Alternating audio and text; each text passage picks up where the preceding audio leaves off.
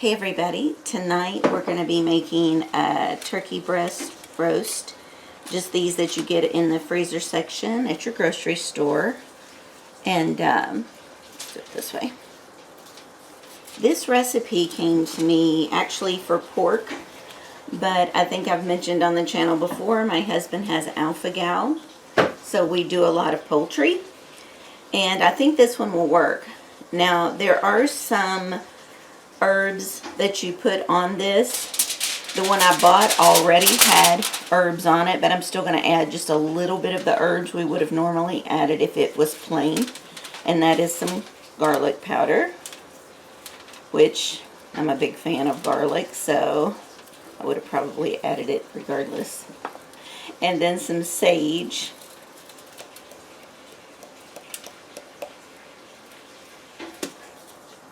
Where I live, the extension office offers a lot of recipes and a lot of classes, and they're doing one right now on slow cookers. And so I went down to the class, and this was the recipe they had fixed, and then gave us a copy of it. And it was really good with pork. I believe it'll be really good with turkey as well. Okay, so once you get all the herbs on there, I'm not going to bother doing the back. Normally you would, but since this one already has herbs, I'm not going to. We're just going to wrap this.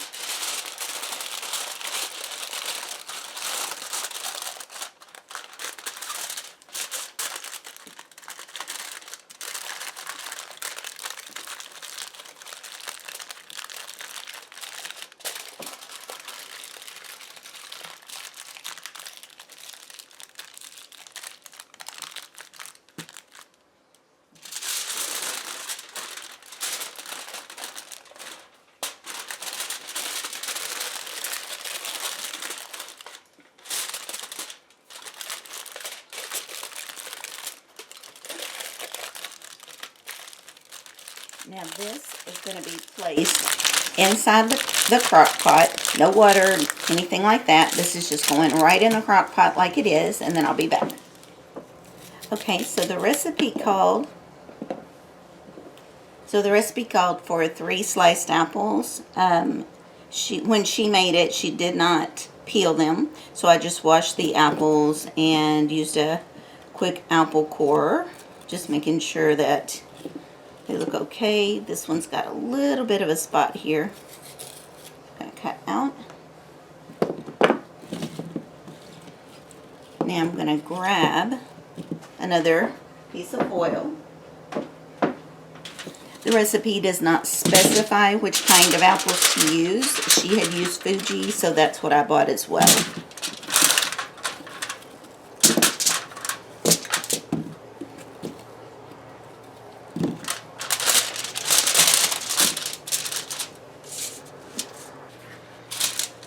The recipe called for cranberries. Didn't find any at the market. I looked online. It said you could use frozen cranberries, dried cranberries as a substitute, or even cherries or raisins or currants. So I went ahead and grabbed some cherries.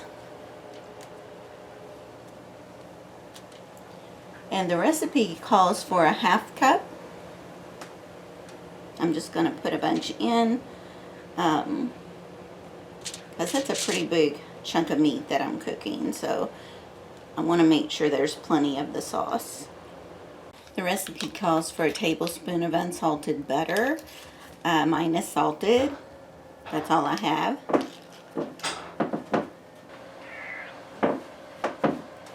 And it calls for a tablespoon of honey.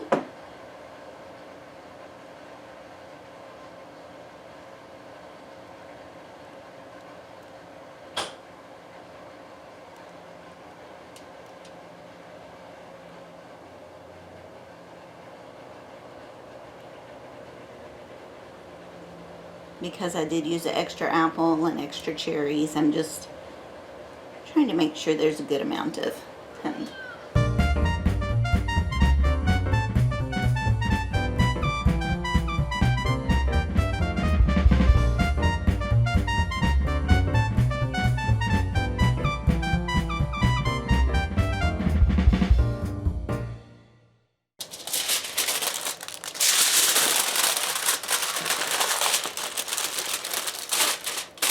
going to go in the crock pot as well, so I'll be right back. Alright, so both of those fit right into my crock pot. Put the lid on, and now we want to cook on high for 4 hours. So I will see you back here in 4 hours.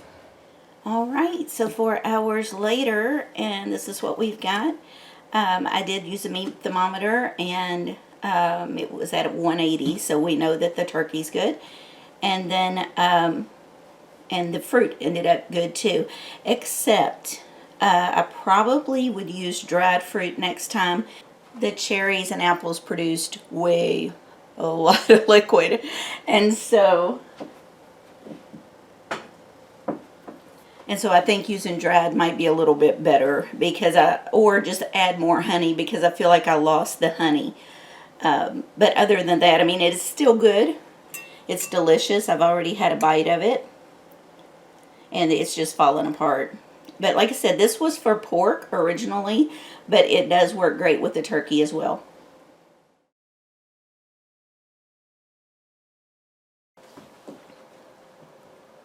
Hey guys, we're going to make a dessert to go with supper, and I'm going to make, it's kind of a cross between a cheese Danish and a tart, really.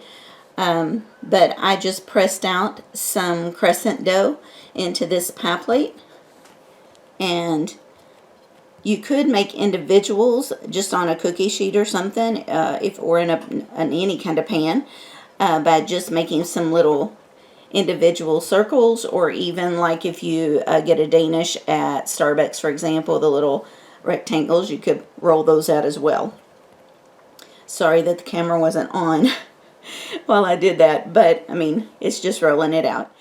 Okay, so I have room temperature cream cheese, or almost room temperature. It's still a little cool, but I think it should be fine.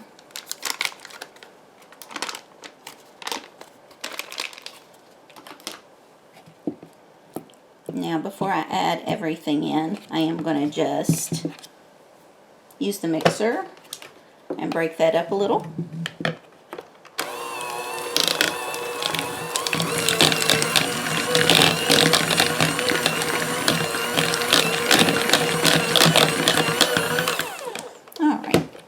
And now we want to add in, you need about a teaspoon of lemon juice. I don't have fresh lemons, so I'm just going to use the cap and put in some lemon juice. And we need some vanilla. And a half cup of sugar. Just white granulated sugar.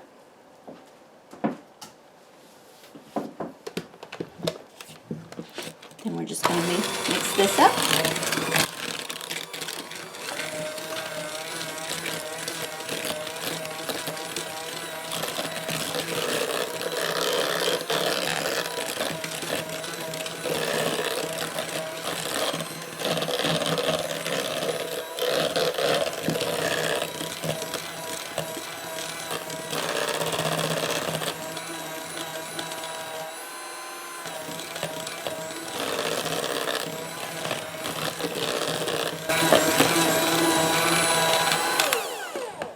Alright, now we're going to set this aside for just a few minutes.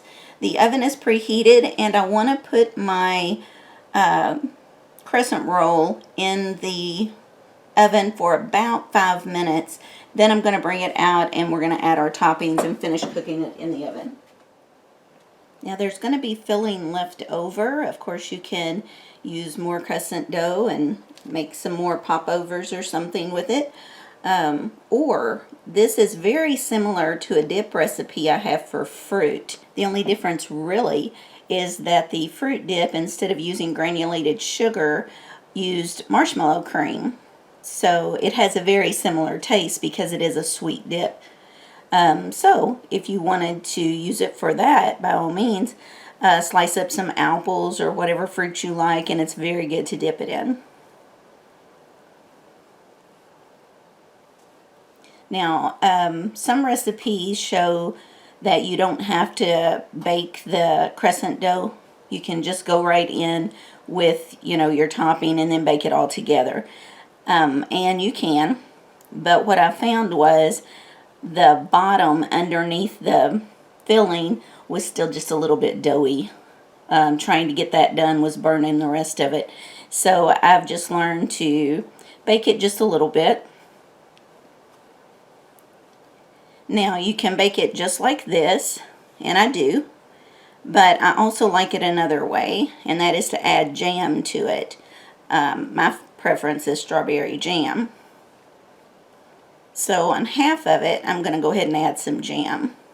You can use homemade jam, just whatever jam you have in the fridge. I happen to have some sugar-free jam, so I'm just going to plop it on here a little bit.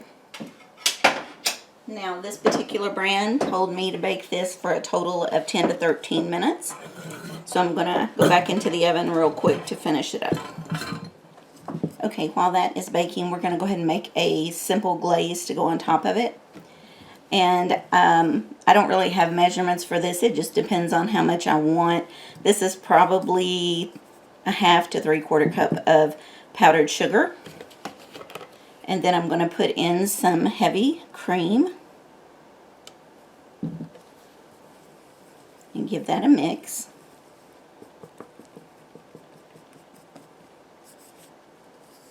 And this glaze is good on anything from this Danish to donuts to cinnamon rolls, you know, anything where you don't want a heavy icing and you just want a little bit of a glaze.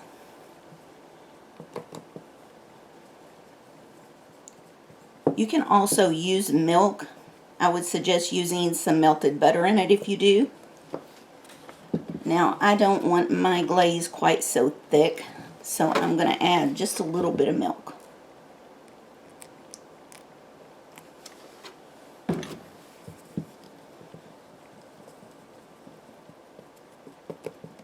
Yeah, that's better.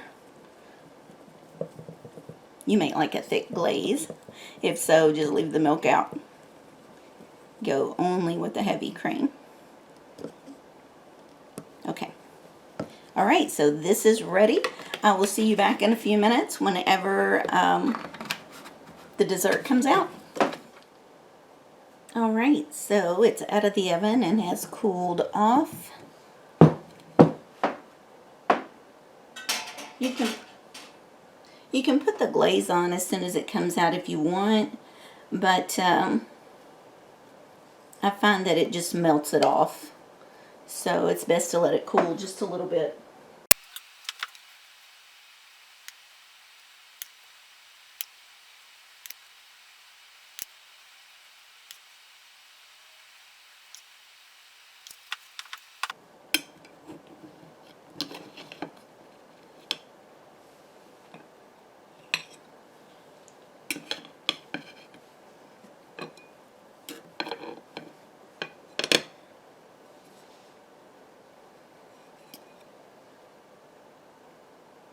You can see maybe the glaze may have covered it, but it's completely done. It's not burned.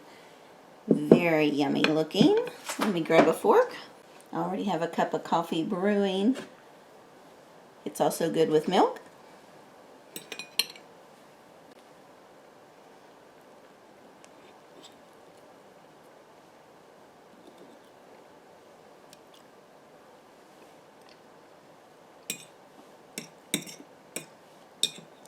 Delish.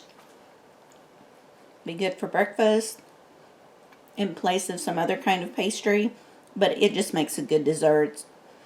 So after dinner, or if you're going somewhere like a church potluck, something like that, and you just want to take a little something, this is delicious. Okay guys, have a great week.